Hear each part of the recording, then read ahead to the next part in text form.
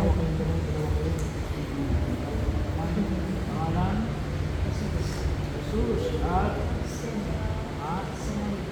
Naida. Dapat ko, Jesus yung pangalan ko eh. Yung pari. Ang kayo kasi Jesus eh. Ito naman Jesus na lang. Jesus at Naida. Ilang taon na po? Isa na mga anak. Mga anak.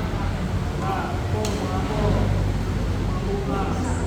Bunga ng pagmamahalan. Una. Wala na bang ibang gusto sa mabaligyan? No? So, for the 7 years, tayo magpasalamat sa biyaya ng buhay ng asawa. No? Tayo magpasalamat ngayon at sila ay apat na pupunang taong nagpapasensya sa bawat isa. No? Nagmamahalan. No? At nagpapahalaga sa bawat isa.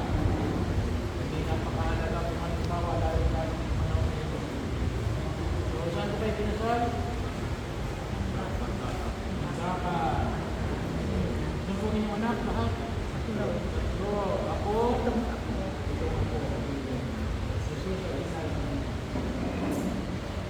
Unahin sa pagkakas mo ang mga kapatid na Jesus at Naida na nagdiliwag ng Panginoon.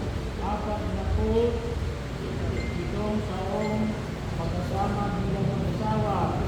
Naway ilusin na nila yan sa kanilang magkasama at naway maging mga halimbawa sa kanilang pamamahalan at pagpapahalaga sa kanilang piniling magiging kasama sa kanilang buhay sa daigdig na ito sa pagkataguyod ng pamilya at sa pagkakaroon ng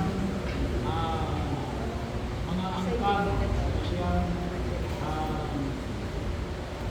magiging halimbawa ng kanilang pagtuturo sa iyong panaman. Hindi ko po nag-iubay ang inyong pinangako habang pagtuturo na ng pagbukas sa harapan ng anak Espiritu Santo. Amen.